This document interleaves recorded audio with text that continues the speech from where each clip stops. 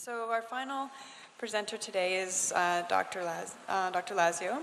She's a family physician working here in the Yukon for the last 25 years, and she's a program lead for the Taiga Referred Care Clinic. She's taken this project from the pilot phase to its current development as a collaborative interprofessional primary care clinic, providing services to individuals with mental health and addictions problems. As a member of the Canadian Society of Addiction Medicine, Dr. Lazeo has training in addictions, opioid treatment, and mental health. And so we're very pleased to welcome her as our final presenter this morning.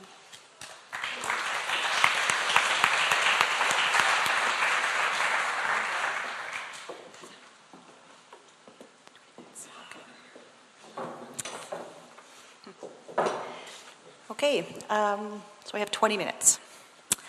First, I want to start by saying how grateful and honored I am to be able to participate in this conference and on the traditional land of Kwanglen and Ton First Nations, and to be also included as part of the Sacred Fire.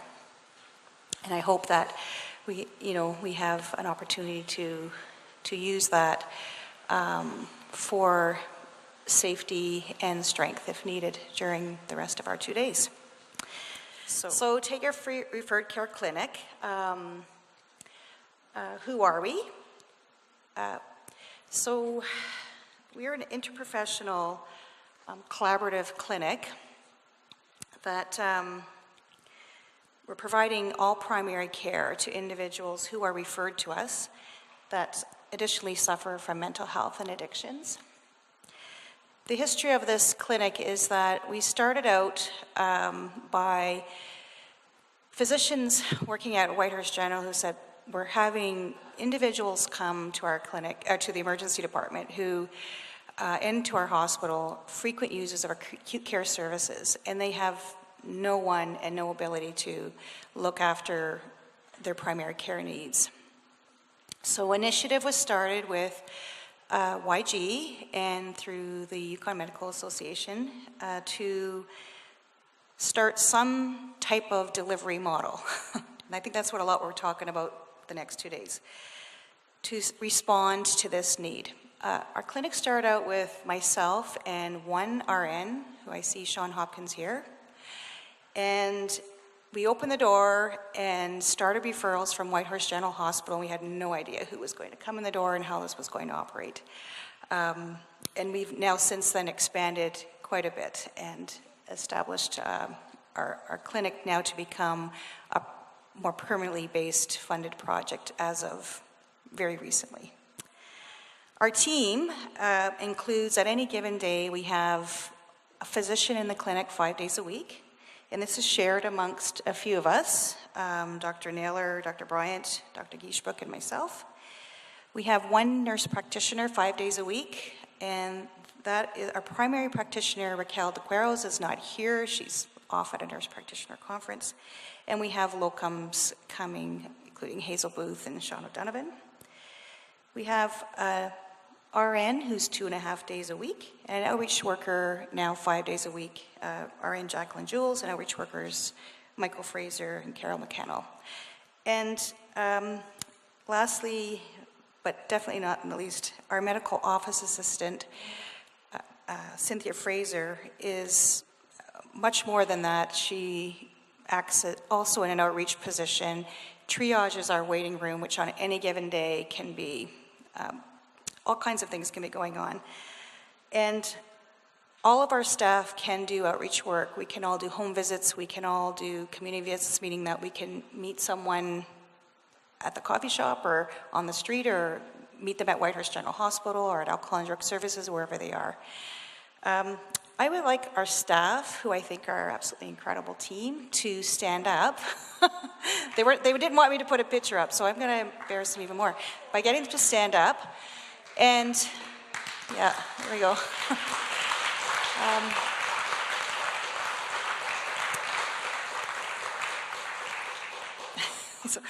And I'm hoping that over the next 2 days, a lot of attendees, participants in this conference, we may talk on the phone to, we might see your name on a piece of paper, but we really have no opportunity in our day-to-day work to actually meet face-to-face and mingle. And so I'm really encouraging our staff to go out and do that and meet as many people as we can and share our challenges and our successes and our ideas.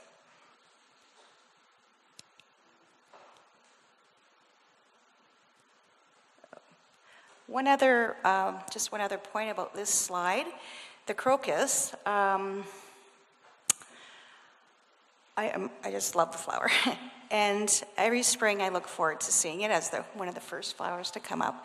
And it reminds me of many of the individuals and families that we work with, that through very, very harsh conditions, there are beautiful flowers that bloom.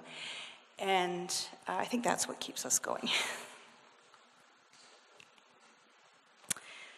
Okay, so just what are our referral criteria? And I'm just going to really quickly try to go through the next few slides. Currently, our referral criteria are that an individual has to have no family doctor or primary care provider, which could be a nurse practitioner or another setting. They have to suffer from mental health and addiction problems and frequent user of acute care services. And this criteria we did not establish. It was established with our funding agreement. It may change in the future. Our referral partners started out as Whitehorse General Hospital. Patients could be referred from the inpatients or the emergency department.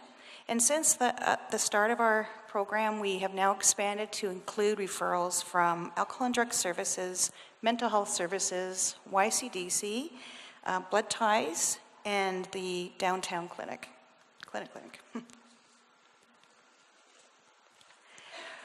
Our referral process is that forms are completed at the referral site and faxed to our clinic. If there's no contact information for an individual, which is not uncommon, or if there's a really urgent matter, then we encourage our referral partner to phone our clinic directly, and Cynthia will then try to discuss with the team or make the decision on her own about how to respond to that on a more urgent basis.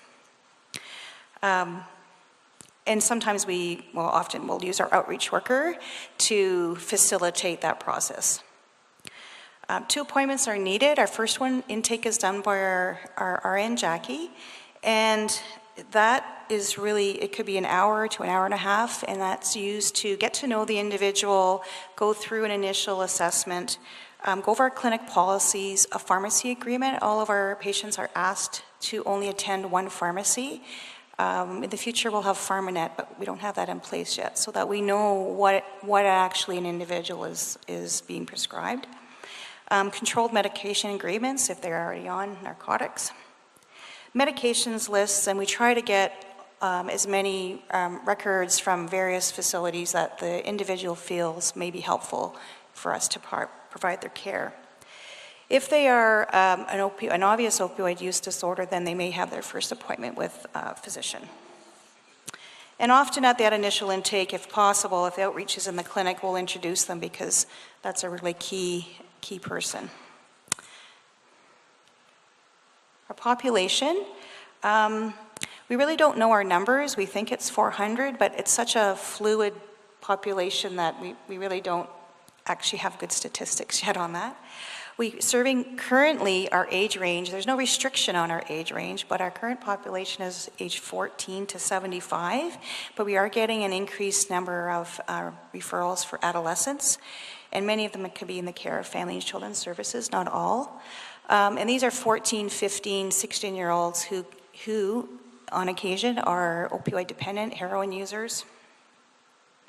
Our referrals are mainly from Whitehorse, but we are getting an increased number of referrals from all Yukon communities, and we are just, really brainstorming on how we're going to manage that.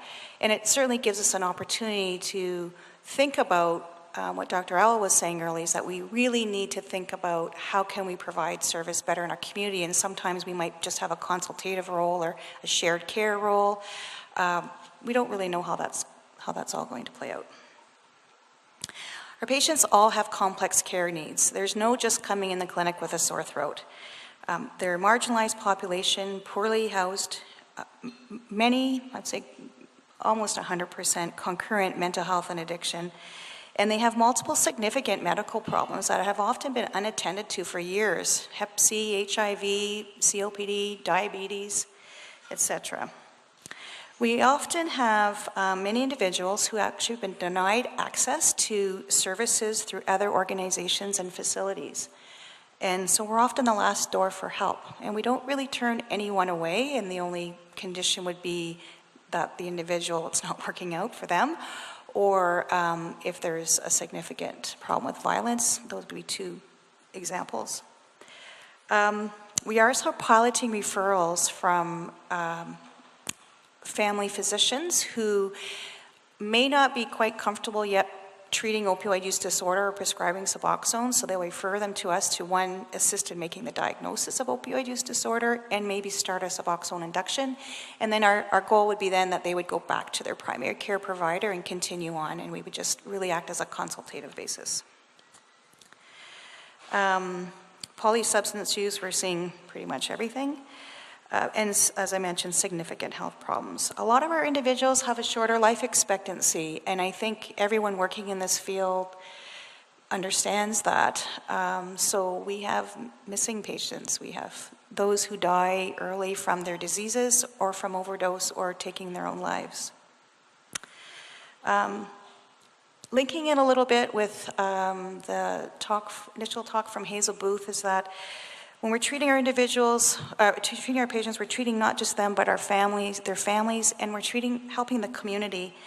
Although we feel like we're really doing the tertiary care, I think that's probably why I'm still doing this, is that treating someone in the tertiary care point can actually link directly with primary prevention.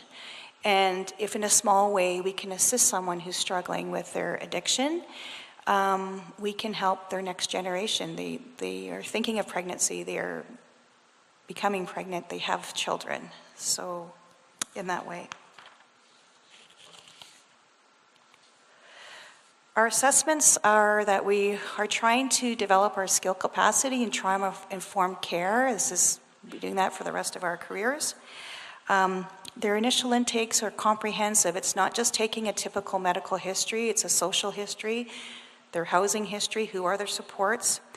We also have to identify any urgent medical needs, as well as safety and some sense of suicidality risk. On the spot, even on their first assessment, or even when they first present to the front desk, they may be offered a take-home naloxone kit for teaching and dispensing, and we're hoping to really expand our harm reduction ability in the future. Their second appointment, they'll have a complete physical exam and medication review, and reconciling the medications is important. So when patients arrive and they have like 2 big garbage bags of pills from the last 10 years or 5 prescribers, it can be quite challenging to sort through all of that. And we're working on screening tools, including mental health screening, pain inventories, and urine drug screening. Complex referral can take hours and days, and it really is an ongoing process.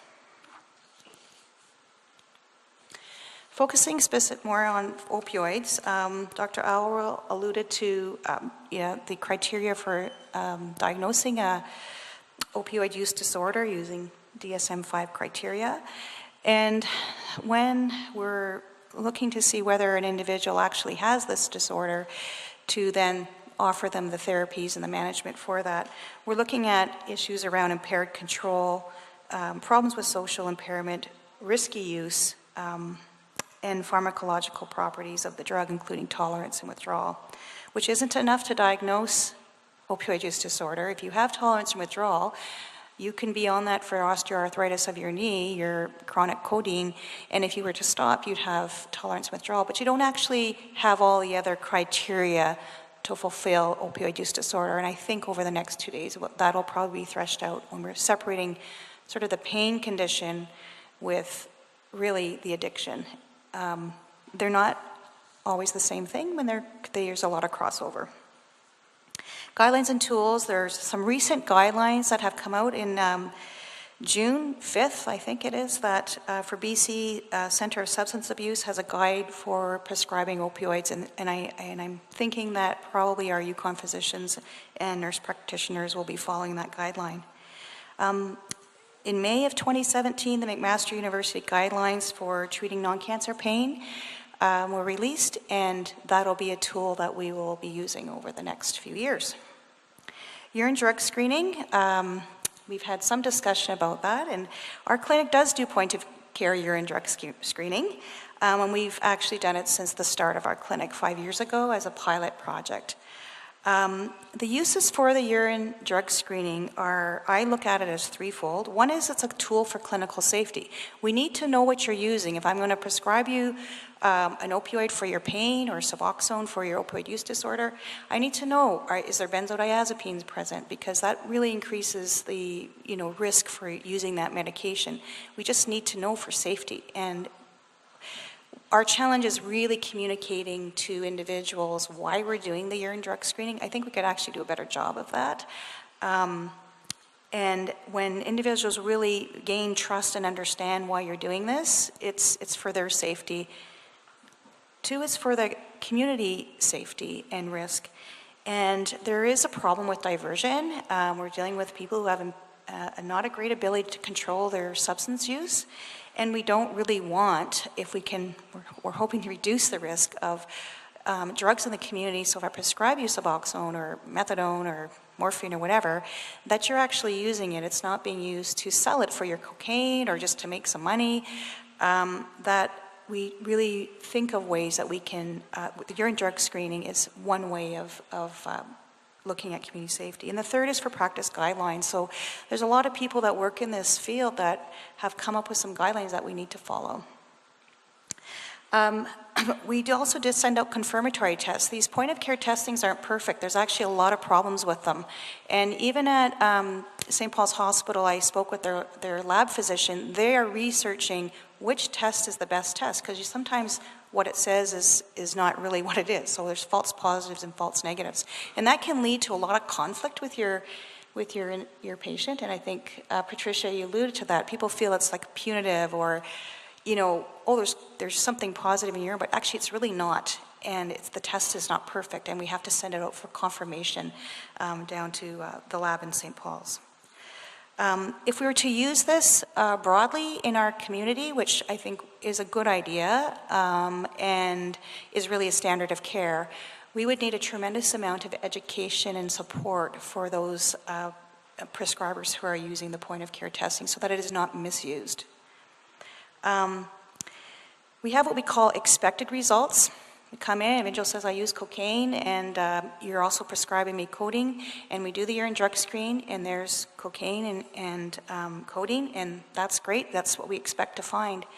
And so that's what, they're admitting to their use, or these are the drugs they've been prescribed. The second is when there are unexpected results, and these can occur in two different ways. One unexpected result is, nope, I absolutely am not using cocaine. And then we do the urine drug screen, and there it is, it's positive, and it's really positive, and we send it out for confirmation, and it's positive. And so then we can sit down and use that as a opportunity to engage in a discussion. And then there's the other one where they say, yep, I'm using heroin and some street benzos and plus whatever you're prescribing me, and we get the results, and there's fentanyl in it. And we're getting actually a few of those now with the fentanyl. And they're like, no way am I using fentanyl. And then we engage in that conversation. And then they're quite concerned, actually, that they don't have a really good source and supply for their drugs. There's a lot of uses for this. So for opioid use disorder treatment, the first thing is that you have to get the right condition before you treat it, and you have to make the diagnosis. Once we've done that, we'll engage in some motivational interviewing. Not everyone's ready to engage in treatment. We can at least talk about what it is, and maybe at some point you will be. You might just be thinking about it. And how do we move you from there to action? We can review your treatment options, which are not just Suboxone or methadone. There's some other things, and there's always new research in this area. We talk briefly about abstinence, but it's really not the best outcome to go that route for people who are long-standing for years opioid use disorder. We have to establish the funding, which isn't clear across the board. We're still working on the details to assist NIHB and SA cover, but not pharmacare and chronic disease. And then we have to connect with the pharmacies who we work closely with and do contracts with our patients. And like any chronic disease, there's variable response to treatment. And we don't expect compliance. Like 50% of people don't take their blood pressure pills. So, you know, this is no different. It's just like any other chronic disease. Challenges, I have 10 seconds, so we won't go through that. But we have a lot of them. A lot of what and we have some successes too. We can never give up because individuals, it's a chronic disease. You have to be there for the long run. You know, this is 5, 10, 25 years. So afterwards, I mean, these slides are available to anyone, but we can talk about our challenges. And then for future,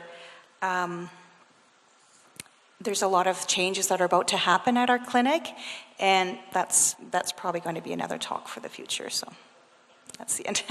We'll welcome any questions.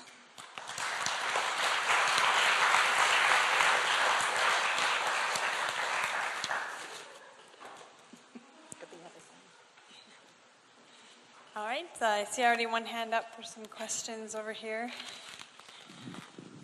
Thank you. Sharon, this is actually more for just the entire panel. It's called Perspectives from the Front Lines, Harm Reduction in Action. My name is Emily Jones. I'm the Harm Reduction Counselor with Blood Ties 4 Directions. I've been the lead on the fixed site harm reduction program for I've been there for 10 years and on the outreach van for 10 years. And I just would like to be invited to the table next time harm reduction from the front lines is discussed. Thank you.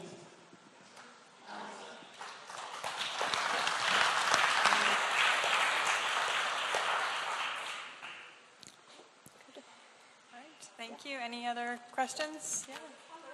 Can you just 1 second, they're going to run the mic to you just so everyone can hear your question. Thanks, Sally. Hello, I'm Ellie, outreach nurse from Quinlinden Health Center. I'm just wondering if you could print out the last 2 slides to be able to share, because I'm sure we have a lot of stuff in common in the questions. And Yeah, I think we probably share a lot of the same challenges and hopes for the future. And so, yeah, I'm happy to do that. And I'm sure that there's actually about 4 pages for each once we put all of our ideas together. And we could probably come up with a really large document at the end of this conference. Thank you. Great. Thank you. Any other questions? No? Okay. Good. Thank you. One more? Oh. Great.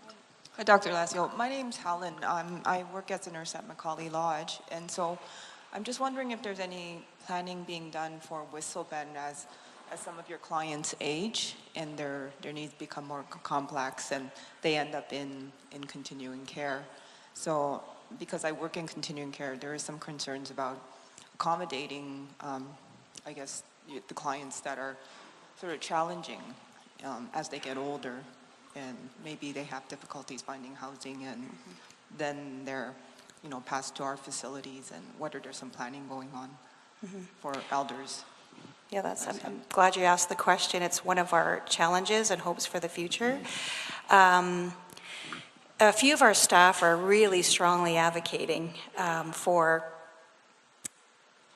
a few of our elderly individuals who are really suffering with unstable housing, and really many of our individuals, but particularly those elderly, that need supported living.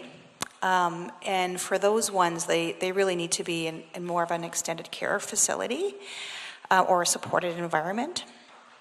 And we have had tremendous challenges with having them accepted into care. And I think part of it is that the supports needed in the facility aren't there in the education pieces.